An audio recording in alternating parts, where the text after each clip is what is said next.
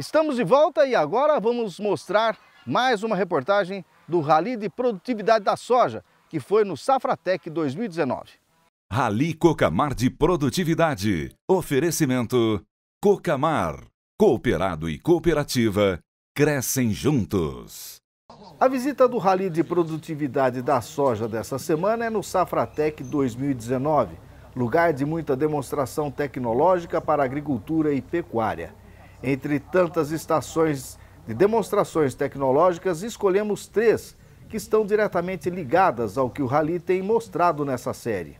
A primeira estação fala do consórcio entre a soja e a braquiária e seus efeitos no desenvolvimento da planta.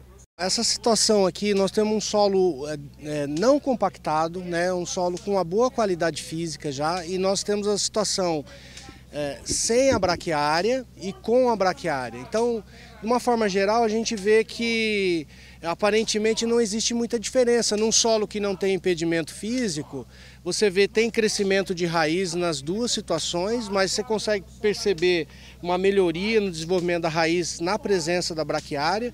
Mas a grande diferença aqui nessa situação sem compactação é o que acontece com a água, né, que nós fazemos aqui simulações, utilizamos um simulador de chuva. Então nós aplicamos aqui uma chuva equivalente a 55 milímetros durante um período de 30 minutos. Essa água é a que escoou superficialmente na parcela. Nós temos ali uma parcela com 1 metro quadrado. Então nessa parcela nós aplicamos 55 litros, né, que vai dar os 55 milímetros. Aqui então nós perdemos 18 litros ou 18 milímetros, perdemos equivalente a 30% da água, né, numa parcela sem problema de compactação, mas sem braquiária. Então o que acontece com a água onde tem braquiária, né? Então nos mesmos 55 milímetros, ali nós perdemos equivalente a 18 milímetros ou 30% da água, e aqui nós perdemos menos de 1 litro, ou seja, menos de 1 milímetro.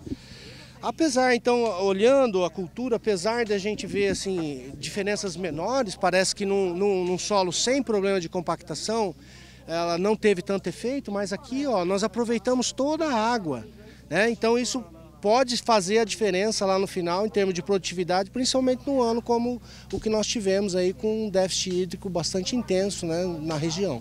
Quem usou a braquiária, a planta sentiu menos. Com certeza vai sentir menos, né, e vai ter ainda boas produtividades. Agora, nós precisamos ver lá quando a área, que é a outra situação, quando você tem uma área com problema de compactação. Vamos lá ver? Vamos lá. Vamos lá. E aqui então o solo está compactado, o que está demonstrando, Júlio?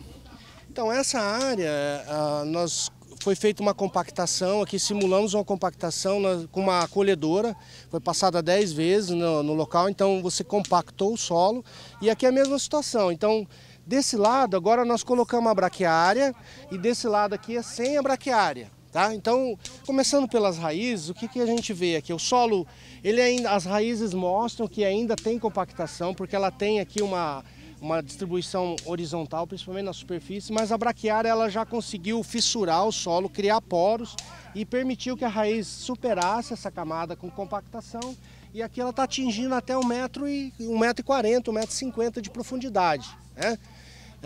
Com a braquiária, solo compactado com braquiária. Solo compactado sem braquiária, né? Aqui a gente já vê a situação totalmente diferente. As raízes, elas chegam no máximo aqui a metade, né? Seria em torno de 70%. Isso daqui já vai causar uma grande diferença no reservatório de água disponível, o tamanho da caixa d'água. Aqui nós temos metade da caixa d'água e lá nós temos a caixa d'água cheia. E planta sem água é sem produção. Então fica evidente aqui que a planta vai ter um volume maior de solo para explorar e para ir em busca de água. A água, a precipitação, a chuva também é infiltração, né? O que acontece com a água que cai nessa área? Então vamos começar aqui de novo com a braquiária, né? Então um solo compactado, né? Onde nós aplicamos a mesma quantidade, 55 milímetros. O solo compactado com braquiária perdeu aí em torno de 17, que é equivalente, se a gente lembrar lá atrás, que foi a quantidade de água que nós perdemos no solo não compactado sem braquiária. né? Então aqui um solo compactado com braquiária, ele já está num nível igual a um solo sem compactação. Então a gente consegue já separar o efeito da braquiária. Então temos perdas aqui, em torno de 30% do que foi aplicado, mas do outro lado, né, nós temos aqui a área compactada sem braquiária. E aqui então aplicamos 55 e no total aqui nós estamos perdendo 29. Né? Então estamos perdendo 50% da água. A segunda estação tecnológica visitada foi a das plantas daninhas. E aqui vimos a soja tiguera como uma planta invasora na lavoura de milho e o mal que ela causa para o milho e para o produtor. Nós vamos mostrar agora uma situação pouco explorada e que o produtor se depara com isso. Mas é mais falado, quando se fala em erva daninha, em plantas daninhas à produção do milho, por exemplo, você fala mais do capim amargoso, fala de outras pragas, mas não de soja. Pouco se fala da soja como planta daninha para o milho. Nessa situação que estamos vendo aqui, está bem claro o mal que faz a soja tiguera, aquela uma que aparece involuntariamente no meio de uma produção. Estou aqui com o pesquisador, professor da UEM, o Fabiano. Fabiano, essa é uma situação que chega nesse momento como e por quê? Bom, como que acontece isso? Primeiro, quando o produtor está colhendo a soja, uma má regulagem da máquina faz ele perder muitos grãos de soja. Então, uma coisa que ele podia estar ganhando, ele está perdendo. Então, ele perde no primeiro momento e também perde no segundo momento, porque a soja que caiu da máquina vai germinar e vai competir com o milho como se fosse uma planta daninha. Só que o produtor não liga muito para isso, por quê? Porque aqui você aplica um herbicida, você controla quase que 100% da soja. Então é muito fácil de controlar, diferentemente de uma planta daninha que é um pouco mais difícil.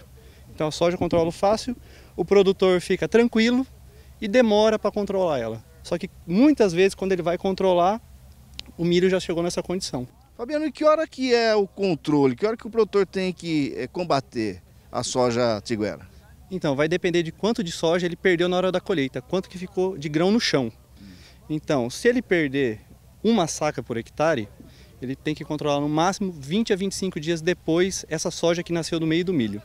Se ele perder 2 a 4 sacas, que é o que a gente tem aqui, ele tem que controlar no máximo até 10 dias depois. Se ele passar esse período, já é mais de 10 sacas de perda de milho, porque a soja atrapalhou o milho, como a gente está vendo aqui, né?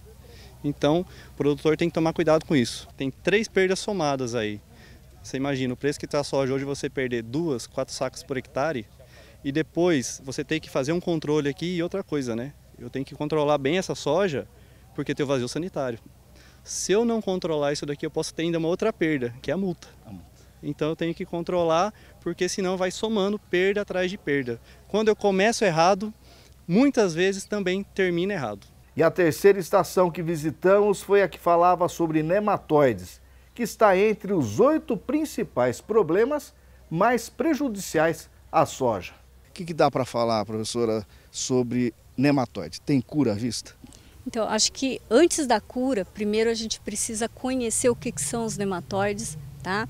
Fazer uma identificação correta dessas espécies, porque às vezes o produtor fala assim, olha, eu tenho problema com nematóide, mas não sabe qual o tipo de nematóide, não sabe como está a população, se foi encontrado na área, se essa população está alta, se essa população está baixa, para daí sim pensar nas providências e qual o tipo de nematóide presente na área. Então, por que a gente fala de qual o tipo, qual a espécie, qual o grupo desse nematóide? Porque isso vai fazer toda a diferença na hora da gente selecionar as medidas para a gente manejar esses nematóides. E como é que ele sabe qual é o tipo de nematóide que está na área dele? Tá. Aí a importância de fazer coletas, tá? Coletas nas diferentes áreas onde ele teve uma suspeita da ocorrência desse problema, tá? A certeza mesmo a gente só vai saber enviando amostras para laboratórios especializados nisso, com condições de fazer essas análises e dar um diagnóstico preciso de qual o nematóide, ou até mesmo dar um alerta para o produtor de ser um outro tipo de problema, tá? Porque esses nematóides, eles estão ali se alimentando das raízes da planta, e como que a gente vai perceber? Quando a planta começa a expressar alguns tipos de sintoma, por exemplo, esses de amarelecimento precoce das folhas, queda de folhas, plantas com menor desenvolvimento em comparação a plantas mais sadias, tá? Só que isso pode refletir qualquer tipo de problema que está acontecendo no solo, que pode ser um nematóide, pode ser um fungo, pode ser uma praga. Quer dizer, o monitoramento é importantíssimo. O monitoramento ele tem que ser constante nas lavouras, não só nas lavouras de soja, né? Se o produtor quiser ter o sucesso no seu cultivo, ele tem que estar acompanhando de perto, né? Contando com todo tipo de assistência que ele pode ter de empresas, de cooperativas, de parceiros, do próprio agrônomo também prestando uma assistência especializada para ele. Professor, e o que o produtor pode fazer para ele evitar uma presença de nematóide na área dele, se ele ainda não tem?